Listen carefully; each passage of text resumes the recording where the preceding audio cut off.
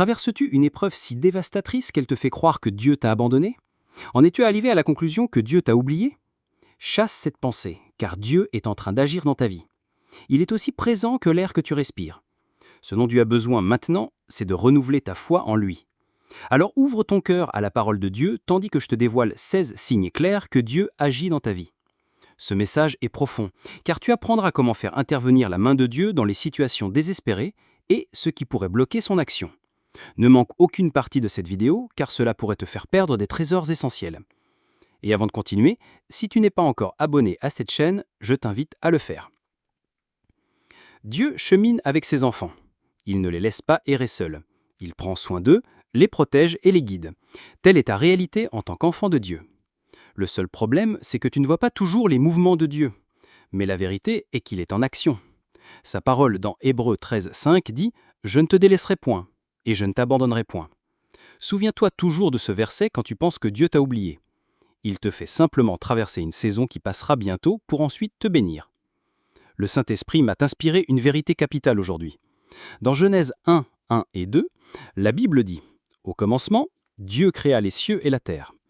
La terre était informe et vide, il y avait des ténèbres à la surface de l'abîme, et l'Esprit de Dieu se mouvait au-dessus des eaux. » Quelle est cette vérité capitale? La Bible dit que la terre était informe et vide, et pourtant l'Esprit de Dieu planait au-dessus des eaux. La Bible ne précise pas depuis combien de temps l'Esprit de Dieu était là, mais même en sa présence, la terre restait vide et chaotique. Jusqu'à ce que Dieu parle, rien ne s'est produit. Qu'est-ce que cela signifie? Ta vie peut te sembler vide et sans forme en ce moment. Tu n'arrives peut-être pas à trouver un sens à ta situation. Mais la vérité est que l'Esprit de Dieu plane autour de toi. Et en une fraction de seconde, Dieu déclarera ta lumière comme il l'a fait pour la terre inondée. Que cette pensée ancre ton cœur tout au long de ce message. Dieu agit dans ta vie, et voici les signes. 1. Tu as rencontré des revers et des échecs. Personne ne prie pour connaître des revers et des échecs. Nous voulons tous atteindre nos objectifs. Mais parfois Dieu permet les revers dans un but précis. Il nous permet d'échouer pour une raison. Donc, si tu vis actuellement un revers dans tes affaires ou dans ta vie, je veux que tu saches que cela fait partie du plan divin de Dieu. C'est un signe qu'il est actif dans ta vie. Il te prépare pour une percée. Oui, le diable peut être à l'origine de revers, mais même cela n'échappe pas au regard de Dieu. Il le permet seulement parce que l'échec te met au défi de faire mieux. Toutes les entreprises multimillionnaires d'aujourd'hui peuvent raconter leurs histoires d'échecs. Elles se sont trompées de nombreuses fois avant d'atteindre cette position enviable. Dieu veut t'élever plus haut. Alors quand tu échoues, sache que cela fait partie du projet de Dieu pour ta vie. Il veut que tu te remettes en question et que tu appliques une meilleure stratégie. L'échec offre l'opportunité d'apprendre. Et quand tu apprends, tu deviens un expert dans ton domaine. C'est à ce moment que ton succès apparaîtra et tu découvriras que Dieu te conduit au prochain niveau de ta vie. 2. Tu traverses des épreuves ardentes. Tu ne le crois peut-être pas, mais Dieu agit à travers tes épreuves. Il travaille pour toi dans ce moment difficile de ta vie. Les épreuves te façonnent selon le dessein de Dieu. Elles ne sont pas destinées à te briser. Si tu as déjà vu l'assemblage d'une voiture, tu comprendras mieux les épreuves. La voiture a diverses pièces, toutes uniques. Cependant, si le constructeur ne les assemble pas méticuleusement, les pièces ne peuvent pas fonctionner. La carrosserie doit passer par la soudure, le pliage du métal, le lissage des courbes, etc. Pendant tout ce temps, chaque pièce semble insignifiante et inutile. Mais lorsque le constructeur les assemble, elles deviennent une automobile désirable. Cela s'applique aussi à toi. Ces épreuves peuvent sembler interminables, mais elles font partie du plan de Dieu. Peut-être n'as-tu rien à toi en ce moment. Ce n'est qu'une saison. Elle ne durera pas éternellement. Peut-être que tout ce que tu as, c'est ton lit et le toit au-dessus de ta tête. C'est juste un temps que Dieu te fait traverser pour que tu puisses devenir tout ce qu'il t'a créé pour être. Le résultat final de ta vie te surprendra. Jacques 1, 2, 4 dit « Mes frères et sœurs, considérez comme un sujet de joie complète les diverses épreuves auxquelles vous pouvez être exposés, sachant que la mise à l'épreuve de votre foi produit la persévérance. Mais il faut que la persévérance accomplisse parfaitement son œuvre, afin que vous soyez parfaits et accomplis sans faillir en rien. Cela résume tout sur tes épreuves. Dieu construit des vertus spirituelles en toi. Il sait que tu en auras besoin sur le long terme. Alors que tu traverses tes épreuves, souviens-toi que Dieu travaille activement dans ta vie. Quand il aura terminé, tu en sortiras brillant comme de l'or. 3. Quand il semble que Dieu n'écoute pas tes prières. Il agit dans ta vie. Cela peut paraître absurde, mais c'est la vérité. Beaucoup de chrétiens croient que Dieu devrait toujours répondre à toutes les prières. Cependant, cela n'a jamais été le cas. Est-ce que cela signifie qu'il ignore tes prières? Non. Cependant, il peut ne pas te répondre pour certaines raisons, et comme le dit sa parole dans Jérémie, c'est pour ton bien, non pour ton mal. Parfois, Dieu retarde les réponses à tes prières parce qu'il a quelque chose de meilleur pour toi. Tu pries peut-être pour un nouvel emploi alors qu'il prévoit de créer une nouvelle entreprise pour toi. Crois-moi, tu n'obtiendras pas cet emploi. Il ne te le donnera pas, car ta place est sur le fauteuil de PDG. Tu pries peut-être pour une épouse alors qu'il veut que tu travailles sur tes problèmes de colère. Crois-le ou non, tu ne pourras pas te marier tant que tu n'auras pas réglé ce problème. Il retarde ses réponses parce qu'il veut que tu vois ce que lui voit. Et parfois, Dieu retient les réponses parce que le moment n'est pas venu. Ce que nous voulons le plus souvent n'est pas ce dont nous avons besoin. Dieu le sait. Par exemple, tu peux prier Dieu pour une voiture, mais Dieu ne te la laissera pas l'avoir. Tu ne gagneras tout simplement pas assez d'argent pour en acheter une. Pourquoi? Cela pourrait conduire à ta mort subite. C'est ainsi que tu sais que Dieu voit plus loin que toi. Dieu peut aussi retarder les réponses à tes prières si une situation doit t'enseigner des leçons de vie essentielles. Job a prié plusieurs fois pour que Dieu change sa situation. Il a posé de nombreuses questions, mais Dieu lui avait tourné le dos. La vérité est que Dieu avait été là tout le temps. Cependant, il voulait que Job apprenne qu'il est le Seigneur souverain qui agit avec les hommes comme il le veut. Il a aussi utilisé la situation pour connaître la position de Job envers lui. Alors, ne suppose pas que Dieu t'a abandonné quand il semble qu'il ne répond pas à tes prières. Tu as seulement besoin de prier pour qu'il accomplisse sa volonté dans ta vie et fasse tout concours à ton bien. Quand tu comprends ce mouvement rare de Dieu, tu auras moins de soucis à te faire. 4. Des portes inattendues commencent à s'ouvrir. Nous aimons placer nos espoirs dans les gens. Nous attendons toujours qu'un brother ou un parent nous aide. Cependant, Ésaïe 55, 8, 9 dit « Car mes pensées ne sont pas vos pensées, et vos voix ne sont pas mes voix, dit l'Éternel. Autant les cieux sont élevés au-dessus de la terre, autant mes voix sont élevées au-dessus de vos voix, et mes pensées au-dessus de vos pensées. » Ces versets révèlent que l'aide peut ne pas venir d'où tu l'attends. Et c'est pour que tu saches que Dieu est toujours aux commandes de ton existence. Il ne pense pas comme toi et c'est parce qu'il veut accomplir l'impensable dans ta vie. Alors, quand des portes inattendues s'ouvrent pour toi, sache que Dieu agit dans ta vie. Tu commenceras à expérimenter des miracles, des opportunités et une abondance inattendue. Cela se produira d'une manière que tu sauras que c'est l'action de Dieu. Ce genre de porte ne demandera aucun effort de ta part pour s'ouvrir. Elle ne nécessitera l'aide, l'expertise, la sagesse ou l'idée d'un homme. Elle sera divine. Quand tu vis des choses comme ça, assure-toi de reconnaître Dieu. Ne t'attribue pas la gloire. C'est ainsi que tu pourras continuer à jouir de bénédictions inattendues. 5. Des provisions inattendues. Quand des portes inattendues s'ouvrent, des provisions inattendues affluent. Par conséquent, peu importe ce qui te manque, Dieu trouvera un moyen. L'histoire d'une veuve, dans 2 Rois 4, 1 à 7, illustre cette vérité. Son mari, qui était prophète, était mort en ne laissant rien en héritage, sauf des dettes. Les créanciers décidèrent alors de prendre ses fils en paiement.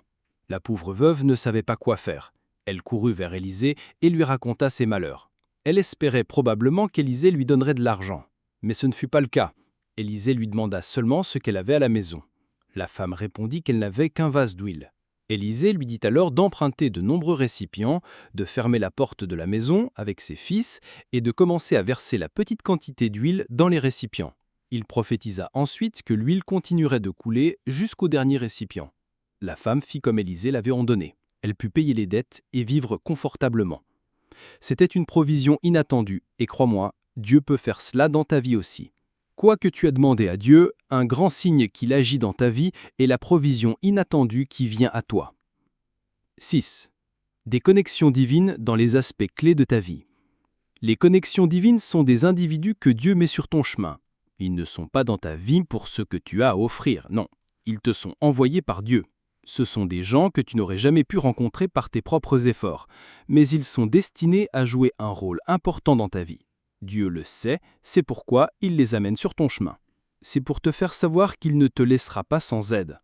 Ces personnes peuvent être des mentors, des enseignants ou même des amis, mais par leurs relations et leurs actions envers toi, tu sauras que c'est une connexion divine. David avait toujours Jonathan à ses côtés alors que Saül voulait sa mort. Ce n'était pas une coïncidence que le fils de son principal ennemi l'aima au premier regard. C'est Dieu à l'œuvre. Si Jonathan avait soutenu son père, il aurait peut-être été plus facile pour lui d'abattre David. Dieu a connecté ses âmes pour s'assurer que sa volonté s'accomplisse. C'est ainsi que Dieu a agi dans la vie de David. Donc quand Dieu te connecte avec des gens, il est à l'œuvre dans ta vie. 7. Dieu confirme ses promesses à travers sa parole. La parole de Dieu s'est avérée efficace à travers les âges. Les patriarches et les matriarches d'autrefois s'y sont appuyés et elle ne les a jamais déçus. Quand ils avaient besoin de guidance et de direction, ils ne se tournaient vers aucune autre source que la parole de Dieu. C'est parce que la parole de Dieu est Dieu lui-même. Donc, pour savoir si Dieu est à l'œuvre dans ta vie, tu n'as pas besoin d'utiliser un autre moyen. Tu as seulement besoin d'aller à sa parole. S'il t'a fait plusieurs promesses concernant ta vie, tu peux être confiant que sa parole les confirmera. T'est-il déjà arrivé de tomber sur des versets qui résonnent avec ta situation? C'est Dieu qui se manifeste à toi. Il essaye de te faire savoir qu'il se souvient de toi. Cela peut même être à travers un prédicateur. Il peut prononcer une parole qui englobe tout ce que tu as demandé à Dieu de faire. Quand tu vis ces choses, c'est la parole de Dieu qui confirme ses actes dans ta vie. 8. Tu trouves de la joie à t'abandonner à Dieu. Très souvent, nous voulons faire les choses à notre manière. Il est difficile de confier le contrôle de nos vies à un autre être. Mais quand Dieu agit dans ta vie, tu trouveras de la joie à t'abandonner à lui. Sa volonté ne peut ressembler à rien que tu veux pour le moment, mais tu te surprendras à accepter ce qu'il veut pour toi. Dieu te fait passer par ce chemin pour que tu n'aies personne d'autre vers qui te tourner, sauf lui. Il construit ta confiance et ton espoir en lui seul, et quand tu trouves sincèrement de la joie dans cela, tu es prêt à laisser le Saint-Esprit agir à sa guise. Ma question pour toi maintenant est: as-tu tout abandonné? J'espère qu'aucune partie de ta vie n'est encore cachée à Dieu. T'accroches-tu encore à trop de choses? Je t'implore de tout lâcher maintenant et de laisser Dieu faire. Peu importe à quel point cela puisse être difficile, assure-toi que la joie du Seigneur remplit ton cœur alors que tu t'abandonnes. Sois assuré que Dieu est prêt à remplacer au centuple tout ce que tu lui remets. Si tu as abandonné une ancienne vie, sache que Dieu te donnera une nouvelle vie. 9. Tu traverses des sommets et des vallées obscures. Notre voyage dans la vie peut être sinueux et incertain. Il peut y avoir des jours où tu es sur une très bonne autoroute. Il n'y a pas de nid de poule ni de problème technique. Mais parfois, une très haute montagne peut se dresser devant toi et tu n'as pas le choix. Tu dois grimper. Il y a des jours où tu devras marcher dans une vallée escarpée, où tu devras être très prudente. Ce sont des saisons que Dieu insère artistiquement dans le voyage de ta vie. La saison de l'autoroute, c'est quand tout semble aller bien pour toi. Tu es heureuse ou heureux et épanoui en tant que personne. On dirait qu'il n'y aura plus de problème. C'est Dieu qui fait circuler la prospérité et les bénédictions autour de ta vie. Tu devrais le reconnaître et prier pour que la saison ne se termine pas. Cependant, ce n'est pas toujours le cas. Dieu peut décider de te faire passer par un chemin montagneux. Cela demandera plus d'efforts et d'agilité de ta part. C'est ta saison d'adversité. Dieu attend de voir tes choix en ces jours difficiles. T'accrocheras-tu encore à lui ou abandonneras-tu? Ensuite, la saison de la vallée est ta saison d'épreuve. Ici, Dieu veut connaître le niveau de ta foi. La route sera très glissante et tu pourrais tomber parfois. Tu peux avoir l'impression de descendre. Cependant, Dieu t'entraîne. Tu te demandes pourquoi Dieu permet ces chemins sinueux dans le parcours d'un homme. Voici pourquoi. Pour te faire savoir que tu n'as aucun contrôle sur la direction de ta vie. Tu ne sais même pas ce qui t'attend. C'est pour te dire qu'il détermine ton avenir. L'interruption divine. La plupart du temps, nous ne voulons rien qui puisse perturber nos plans. Mais Dieu sait mieux. C'est pourquoi il peut décider d'interrompre tes plans avec les siens. Tu ne devrais pas voir cela d'un mauvais œil, car Dieu a une raison. Les interruptions divines sont des œuvres de grâce. Dieu veut que sa volonté parfaite se manifeste dans ta vie. Tu ne dois jamais voir les interruptions divines comme une perturbation. Elles sont une forme supérieure d'intervention divine. Dieu peut voir que tu es déjà en train de sortir de son dessein, par exemple sur le plan conjugal. Il peut alors créer un conflit soudain et inexplicable entre toi et ta fiancée. Lorsque cela se produit, va vers Dieu et confirme si cela vient de lui. S'il le confirme comme une interruption divine, cela signifie qu'il agit dans ta vie. Cette interruption vise à te sauver d'un chagrin d'amour majeur. Dieu peut interrompre ton travail ou tes affaires. Il peut interrompre tes études ou autant d'autres choses. Quoi qu'il en soit, ne vois jamais Dieu comme un intrus. Vois-le plutôt comme le capitaine de ton bateau. Il a le droit de te diriger dans n'importe quelle direction. Au final, tu seras reconnaissant à Dieu d'avoir intercepté tes plans. 11. Tu marches vers ton but. Tu n'es pas une erreur de la nature. Dieu t'a créé dans un but. Dieu t'a merveilleusement et soigneusement façonné. Ainsi, quand il est à l'œuvre en toi, il t'orientera toujours vers la réalisation de ce but. Tu ne travailleras pas avec la mauvaise entreprise, ni ne prendras les mauvaises décisions. Penses-tu à tes défis physiques ou à tes faiblesses? Luttes-tu contre une maladie en phase terminale? Cela te fait sentir que Dieu n'a pas de but pour ta vie? Ce n'est pas vrai. Dieu a un but pour toi. Tu peux accomplir ce but dans ton état actuel. Tu as seulement besoin de rester silencieux devant lui et d'essayer de comprendre pourquoi il t'a fait ainsi. Quand tu feras cela, tu découvriras que Dieu a agi dans ta vie. Colossiens 1,16 dit « Car en lui ont été créées toutes les choses qui sont dans les cieux et sur la terre, les visibles et les invisibles, trône, dignité, domination, autorité. Tout a été créé par lui et pour lui. » Ce verset montre clairement que Dieu a tout créé pour lui-même. Donc, peu importe ton apparence, tes handicaps, ton origine ou ta lignée, Dieu t'a créé pour faire quelque chose et c'est un signe qu'il est à l'œuvre en toi. Joseph a rêvé qu'il deviendrait grand. Il a rêvé que le soleil et la lune se prosternaient devant lui. Mais pendant la première moitié de sa vie, il ne semblait pas qu'il allait devenir quelque chose. Il ne faisait que tomber d'un problème à l'autre. Ironiquement, Dieu le propulsait vers son but. S'il n'était pas en Égypte, il n'aurait pas pu interpréter le rêve du roi ou proposer une solution. 12. Dieu guérit tes blessures physiques et émotionnelles. Te sens-tu blessé et le cœur brisé? Ta famille t'a peut-être rejeté, ton partenaire t'a peut-être trompé. Tout cela a pu te pousser à fermer ton cœur à toute joie. Tu crois que tu ne pourras plus jamais rire. Écoute, Dieu peut guérir tes blessures, qu'elles soient physiques ou profondes dans ton cœur, Dieu peut te guérir. N'oublie pas qu'il est le baume de Galaad. En tant que Père aimant, il ne veut pas que tu te vautres dans l'apitoiement, que tu te sentes découragé ou triste. Peu importe depuis combien de temps tu as été maltraité par le passé, souviens-toi du psaume 35, le soir arrivent les pleurs et le matin l'allégresse. Fais confiance à Dieu pour te guérir. C'est ainsi que tu sais qu'il agit dans ton âme. Tu expérimenteras la joie du salut. Il te rendra entier, entière, et tu ne connaîtras plus le chagrin.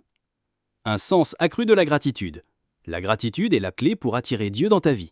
Quand tu médites sur la fidélité de Dieu envers toi, si tu veux qu'il fasse plus, contemple ce qu'il a fait et continue de le remercier pour cela, même si cela te semble peu. Tu devrais lui adresser un grand merci. Beaucoup croient que Dieu n'a rien fait dans leur vie, alors pourquoi devraient-ils le remercier? Ces personnes n'ont aucun sens de la gratitude parce qu'elles sont spirituellement aveugles. Si Dieu ouvrait tes yeux sur les batailles invisibles qui t'entourent, tu le remercierais pour toujours. C'est lui qui mène ces batailles. Ses armées veillent à ce que tu dormes profondément et te réveilles au bon moment.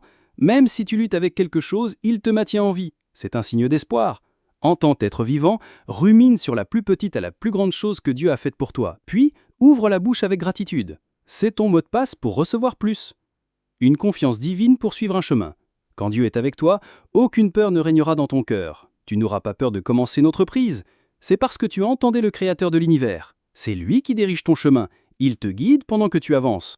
La confiance divine n'est pas la confiance en soi. Ce n'est pas croire que tu peux faire quelque chose par toi-même, c'est plutôt croire que Dieu peut tout faire pour toi. Philippiens 4,13 dit « Je puis tout par celui qui me fortifie ». Quand tu es sûr de cela, Dieu agit dans ta vie, il est l'encre de ton âme. As-tu déjà médité sur ce qui a donné tant de confiance aux 3 Hébreux? C'est parce qu'ils savaient que Dieu était dans leur vie.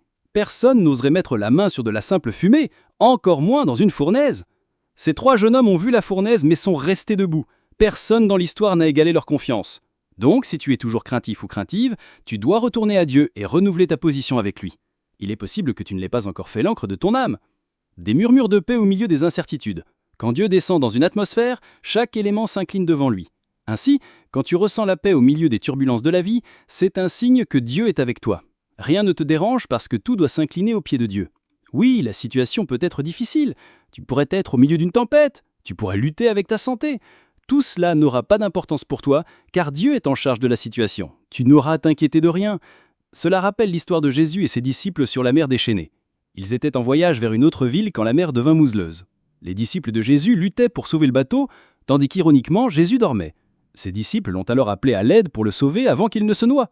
Quand Jésus s'était réveillé, il n'a pas affronté la tempête. Il a d'abord réprimandé ses disciples. Il leur a dit qu'ils avaient peu de foi. Que signifie cela? Jésus s'attendait à ce que ses disciples soient en paix le moins qu'ils l'étaient. Il s'était montré comme le Fils de Dieu, et pourtant ils ne pouvaient pas reconnaître que rien de mal ne leur arriverait avec Jésus dans le bateau. Alors ne laisse rien te troubler. Apprends à chercher ce doux murmure de paix, c'est un signe que Dieu est avec toi. 12. Dieu guérit tes blessures physiques et émotionnelles. Te sens-tu blessé et le cœur brisé? Ta famille t'a peut-être rejeté. Ton partenaire t'a peut-être trompé. Tout cela a pu te pousser à fermer ton cœur à toute joie. Tu crois que tu ne pourras plus jamais rire. Écoute, Dieu peut guérir tes blessures, qu'elles soient physiques ou profondes dans ton cœur. Dieu peut te guérir. N'oublie pas qu'il est le baume de Galaad. En tant que père aimant, il ne veut pas que tu te vautres dans l'apitoiement, que tu te sentes découragé ou triste. Peu importe depuis combien de temps tu as été maltraité par le passé, souviens-toi du psaume 35. Le soir arrivent les pleurs, et le matin l'allégresse. Fais confiance à Dieu pour te guérir. C'est ainsi que tu sais qu'il agit dans ton âme. Tu expérimenteras la joie du salut. Il te rendra entier, entière, et tu ne connaîtras plus le chagrin. Un sens accru de la gratitude. La gratitude est la clé pour attirer Dieu dans ta vie. Quand tu médites sur la fidélité de Dieu envers toi, si tu veux qu'il fasse plus, contemple ce qu'il a fait et continue de le remercier pour cela, même si cela te semble peu. Tu devrais lui adresser un grand merci. Beaucoup croient que Dieu n'a rien fait dans leur vie, alors pourquoi devraient-ils le remercier? Ces personnes n'ont aucun sens de la gratitude parce qu'elles sont spirituellement aveugles. Si Dieu ouvrait tes yeux sur les batailles invisibles qui t'entourent, tu le remercierais pour toujours. C'est lui qui mène ces batailles. Ses armées veillent à ce que tu dormes profondément et te réveillent au bon moment. Même si tu luttes avec quelque chose, il te maintient en vie. C'est un signe d'espoir. En tant qu'être vivant, rumine sur la plus petite à la plus grande chose que Dieu a faite pour toi, puis ouvre ta bouche avec gratitude. C'est ton mot de passe pour recevoir plus. 14. Une confiance divine pour suivre un chemin. Quand Dieu est avec toi, aucune peur ne régnera dans ton cœur. Tu n'auras pas peur de commencer une entreprise. C'est parce que tu as entendu le Créateur de l'univers. C'est lui qui dirige ton chemin. Il te guide pendant que tu avances. La confiance divine n'est pas la confiance en soi. Ce n'est pas croire que tu peux faire quelque chose par toi-même. C'est plutôt croire que Dieu peut tout faire pour toi. Philippiens 4,13 dit « Je puis tout par celui qui me fortifie ». Quand tu es sûr de cela, Dieu agit dans ta vie. Il est l'encre de ton âme. As-tu déjà médité sur ce qui a donné tant de confiance aux 3 Hébreux? C'est parce qu'ils savaient que Dieu était dans leur vie. Personne n'oserait mettre la main sur de la simple fumée, encore moins dans une fournaise. Ces 3 jeunes hommes ont vu la fournaise, mais sont restés debout. Personne dans l'histoire n'a égalé leur confiance. Donc, si tu es toujours craintif, craintive, tu dois retourner à Dieu et renouveler ta position avec lui. Il est possible que tu ne l'aies pas encore fait l'encre de ton âme. 15. Un murmure de paix au milieu des incertitudes. Quand Dieu descend dans une atmosphère, chaque élément s'incline devant lui. Ainsi, quand tu ressens la paix au milieu des turbulences de la vie, c'est un signe que Dieu est avec toi. Rien ne te dérangera parce que tout doit s'incliner aux pieds de Dieu. Oui, la situation peut être difficile. Tu pourrais être au milieu d'une tempête. Tu pourrais lutter avec ta santé. Tout cela n'aura pas d'importance pour toi car Dieu est en charge de la situation. Tu n'auras rien à t'inquiéter. Cela rappelle l'histoire de Jésus et de ses disciples sur la mer déchaînée. Ils étaient en voyage vers une autre ville quand la mer devint houleuse. Les disciples de Jésus luttaient pour sauver le bateau, tandis qu'ironiquement, Jésus dormait. Ses disciples l'ont alors appelé à l'aide pour les sauver avant qu'ils ne se noient. Quand Jésus s'est réveillé, il n'a pas affronté la tempête. Il a d'abord réprimandé ses disciples. Il leur a dit qu'ils avaient peu de foi. Que signifie cela? Jésus s'attendait à ce que ses disciples soient en paix, touche-la comme lui. Il s'était montré comme le Fils de Dieu, et encore tant ne pouvait-il pas reconnaître que rien de mal ne leur arriverait avec Jésus dans le bateau. Alors ne laisse rien te déranger. Apprends à chercher ce doux murmure de paix. C'est un signe que Dieu est avec toi. 16. Dieu restaurera tout ce que tu as perdu. Peu importe ce que tu as perdu, Dieu peut le restaurer. Tu as peut-être perdu ton enfant, ton entreprise ou des opportunités. Quand Dieu se lève pour t'aider, tu peux donner naissance à des triplés d'un coup. Ton entreprise prospérera à nouveau et tu saisiras plus d'opportunités. Dieu peut faire tout cela pour te faire savoir qu'il est le Seigneur de ta vie. L'ennemi se réjouit peut-être d'avoir réussi à ses fins dans ta vie. Ce n'est que pour un bref instant. Au moment où Dieu apparaîtra, toute ta richesse et ta prospérité courront pour t'embrasser. Job a reçu le double de tout ce qu'il avait perdu. Par conséquent, tu peux faire confiance à Dieu pour faire de même dans ta vie. Maintenant que tu sais comment Dieu agit dans ta vie, tu dois savoir ce que tu dois faire pour que cela se produise. Alors, qu'attend Dieu de toi? Premièrement, tu dois être prêt et prête à vivre toute ta vie pour lui. Dieu règne dans les affaires des hommes, oui. Cependant, cela ne s'applique qu'aux hommes qui se sont soumis à lui. Si tu choisis encore de t'accrocher à une partie de ta vie et de donner le reste à Dieu, tu n'es pas prêt à le voir agir. Dieu doit prendre le contrôle absolu de ta vie. Lorsque cela se produira, il orientera ta vie dans la bonne direction. La prochaine chose à faire pour t'aligner avec les mouvements de Dieu dans ta vie est d'obéir à toutes ses instructions. Beaucoup de chrétiens veulent voir des miracles se produire dans leur vie. Cependant, ils désobéissent consciemment ou inconsciemment aux commandements de Dieu. Si tu tombes dans cette catégorie, tu n'es pas prêt à expérimenter Dieu. Ouvre sa parole et découvre ce qu'il veut que tu fasses. Puis, engage ton cœur à obéir, peu importe ce que cela pourrait te coûter. Et pendant que tu lui obéis, assure-toi de le révérer en tout ce que tu fais. Ne présume jamais que tu sais comment t'y prendre. Lorsque tu réussis dans tes entreprises, rends-lui grâce. S'il n'avait pas agi dans ta vie, il te serait impossible de réaliser quoi que ce soit. Avant de commencer une tâche, va vers lui et confirme si c'est sa volonté pour toi.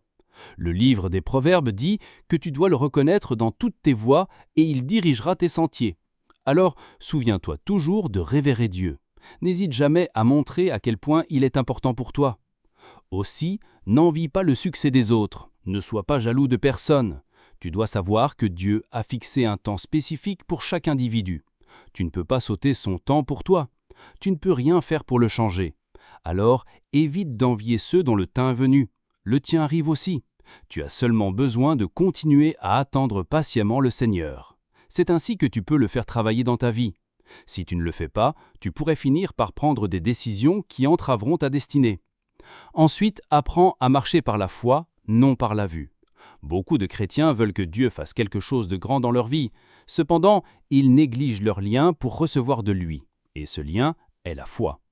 Quand tu marches par la foi, Dieu libère les désirs de ton cœur. Mais quand tu marches par la vue, tu limites Dieu. Tu juges ta vie par ce que tu vois. C'est une terrible façon de vivre.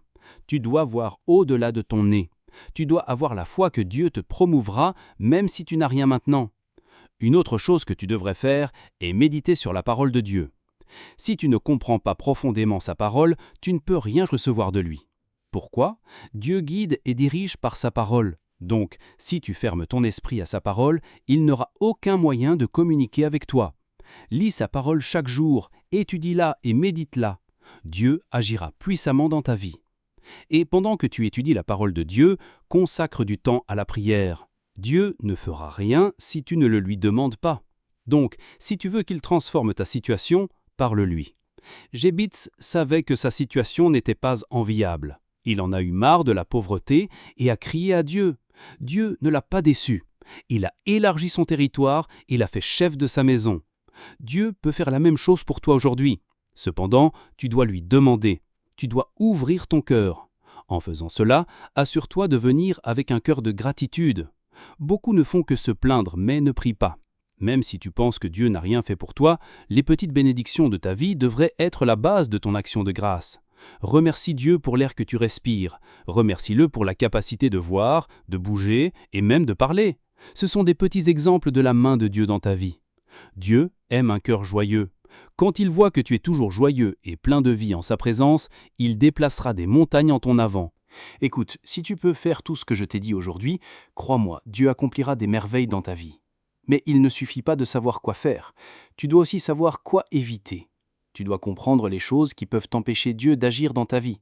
Et la toute première est la peur. Tu ne peux jouir de rien de divin si tu es toujours anxieux ou anxieuse. Tu dois lâcher toutes les incertitudes. Fais confiance au Dieu qui connaît ton commencement, ton présent et ton avenir. Une autre chose à éviter est la désobéissance aux instructions de Dieu. Dieu ne prend pas plaisir au péché. Oui, il ne te déteste pas, mais il ne peut pas te toucher quand tu es dans l'iniquité. C'est parce que tu es sous la domination de Satan. Oui, il est l'esprit qui agit dans les enfants de la désobéissance. Dieu ne peut pas t'aider là. Tu dois d'abord en sortir. Alors il pourra commencer à travailler dans ta vie. Quels sont donc les petits péchés dans ta vie ? Quelles sont les choses qui font encore pleurer Dieu sur ton âme ? Est-ce que tu voles ? Est-ce que tu mens ? Apprécies-tu le péché caché ? Si tu fais encore tout cela, tu désobéis au commandement de Dieu. Et c'est pourquoi il a du mal à agir dans ta vie. Laisse tomber toutes ces choses et regarde-le agir puissamment dans ta vie. Évite aussi d'essayer de tout comprendre par toi-même. Dieu est un Dieu jaloux. Tu prends sa place quand tu t'assois et commences à faire des plans en dehors de sa direction. L'effet est qu'il se mettra de côté pour voir jusqu'où tu peux aller. Mais jusqu'où peux-tu aller sans ton Créateur ? Que peut faire l'argile sans le potier ? Rien, n'est-ce pas ? C'est la même chose pour toi. Tu ne peux rien faire de bon sans ton Créateur. Très proche de cela se trouve l'orgueil. Peut-être que Dieu a commencé à te faire entrer dans la saison de pointe de ta vie. Tu montes plus haut et plusieurs personnes s'identifient déjà à toi. Au moment où tu commences à te glorifier, Dieu commencera à réduire ton impact. Et en plus de cela, il permettra aux dévoreurs de goûter à tes ressources. Je parie que tu ne souhaites pas que cela arrive. Alors fuis l'orgueil, sois humble et enseignable. Quand Dieu verra que tu continues à baisser la tête alors qu'il t'élève, il aimera faire plus dans ta vie. C'est le secret. Une autre chose à éviter est l'impatience. Si tu traverses des épreuves, n'essaye pas de t'en échapper par toi-même. Non, reste là, endure les douleurs et apprends les leçons. C'est pourquoi Dieu a permis que cela se produise. Il veut que tu apprennes certaines vertus spirituelles que tu n'aurais jamais eues si tu avais eu l'abondance. Sois donc patient et continue d'endurer la saison. Dieu est avec toi et le vent tournera bientôt en ta faveur. Souviens-toi que Dieu ne t'abandonnera jamais. En obéissant à sa volonté, il agira dans ta vie. Ne perds pas la foi, sois attentif aux signes et rends grâce à Dieu quelle que soit la situation. Prions. Père céleste, merci pour tes paroles apaisantes. Tu m'as montré les signes que tu travailles dans ma vie. Maintenant, je sais que je ne suis pas seul sur le chemin de la vie. Tu es activement derrière moi, me poussant vers mon but. S'il te plaît, pardonne-moi pour toutes mes mauvaises actions. Pardonne-moi d'avoir marché dans des voies où je n'aurais pas dû. Je confesse tous mes mauvais choix devant toi aujourd'hui et je te demande de rediriger mes pas vers ta volonté. Ô Dieu, je viens humblement devant toi, reconnaissant que tu agis dans ma vie. Tu es le Seigneur souverain qui orchestre toutes choses selon ta volonté parfaite. Je t'abandonne mon cœur, mes plans et mes désirs. Père, je prie pour que tu continues à agir puissamment dans ma vie. Guide-moi à chaque pas que je fais. Conduis-moi sur le chemin de la justice. Donne-moi la sagesse et le discernement de connaître ta volonté et le courage de la suivre. Remplis-moi de ton Saint-Esprit. Donne-moi la force de vivre une vie qui glorifie ton nom. Seigneur, aide-moi à faire confiance à ton timing quand les choses ne se passent pas selon mes plans. Accorde-moi la paix et l'assurance que tu travailles pour mon bien. Fortifie ma foi et rappelle-moi que tes voies sont plus hautes que mes voies. À partir d'aujourd'hui, je cherche ta direction dans chaque décision que je prends. Ouvre des portes devant moi et ferme celles qui ne me sont pas destinées. Aide-moi à voir ta main dans l'œuvre même au milieu de l'incertitude. Que ta présence continue d'être évidente alors que je m'abandonne à toi. Seigneur, je lutte actuellement contre des revers et des échecs. Je sais que tu en es conscient. S'il te plaît, secours-moi. Trouve une solution aux situations qui me brisent le cœur. Protège-moi et abrite-moi des flèches que les ennemis envoient sur mon chemin. Que ma vie reflète ton amour, ta joie et ta paix. Que tous ceux qui m'entourent voient des raisons de magnifier ton nom avec moi. Seigneur, aide-moi à vivre une vie d'humilité. Aide-moi à refléter ton amour dans tous mes choix et interactions avec les autres. Que l'orgueil ne détruise pas tes plans glorieux pour moi. Conduis-moi à canaliser efficacement mon temps, mon énergie et mes ressources pour accomplir ton but pour ma vie. Alors que je te fais de plus en plus confiance, continue de me pousser vers l'accomplissement de ma destinée. Aide-moi à être sensible à la direction du Saint-Esprit alors qu'il me guide dans ton but pour ma vie. Et puis, donne-moi la sagesse, la force et la provision pour surmonter toutes sortes de batailles jusqu'à la prochaine étape de mon voyage. Je sais que mes épreuves ne sont pas des erreurs. Oui, elles sont accablantes, mais je sais qu'il y a une raison. C'est pourquoi je te prie de m'aider à apprendre et à grandir dans cette situation afin que je puisse te rendre toute la gloire. Je te demande de me doter de l'esprit de patience. Aide-moi à attendre continuellement ta direction. Je ne dois pas décider à ta place. Je reçois la sagesse nécessaire pour atteindre mes objectifs. Donne-moi la clarté de direction pour que je puisse planifier mes prochaines étapes selon ta volonté. Je prie pour des connexions divines. Conduis-moi à me connecter avec des personnes dignes de confiance et partageant les mêmes idées qui m'aideront dans tes plans pour moi. Aide-moi à rencontrer des mentors, des pasteurs ou des amis qui m'aideront à accomplir ton appel pour ma vie. Je prie pour avoir un cœur qui obéit à ta parole. Donne-moi l'esprit, l'âme et le cœur de Jésus pour accomplir ta volonté. Transforme-moi physiquement et spirituellement pour marcher dans mon appel et avancer dans ce que tu as placé sur mon cœur. Père, remplis-moi de confiance divine. S'il te plaît, aide-moi à te faire confiance en tout ce que je fais. Donne-moi le courage d'entrer dans ce qui fera de ma vie un témoignage. Je ne dois jamais avoir peur de déclarer ta parole, même au milieu des incertitudes. Rien ne troublera mon calme. J'ai appris de tes paroles que tu peux décider d'interrompre mes plans. Je choisis de te faire confiance pour mes provisions. Tu possèdes 1000 béliers sur 1000 collines. Par conséquent, je suis sûr que je ne manquerai de rien de bon. Ma vie continuera d'avancer et l'ennemi n'aura rien à dire. Merci Jésus, parce que je sais que tu as répondu à mes prières. Au nom de Jésus, j'ai prié. Amen. Bien-aimé, chaque expérience, qu'elle soit joyeuse ou difficile, fait partie du plan divin de Dieu pour ta croissance et ton développement. Il voit le potentiel en toi et te façonne pour que tu deviennes la personne qu'il t'a créée pour l'être. Même dans les moments d'incertitude, accroche-toi à lui. Garde espoir et attends avec impatience ce qui t'attend. Que Dieu te bénisse. Si ce message t'a béni, clique sur le bouton « J'aime ». N'oublie pas de t'abonner à cette chaîne pour plus de messages inspirants. À la prochaine.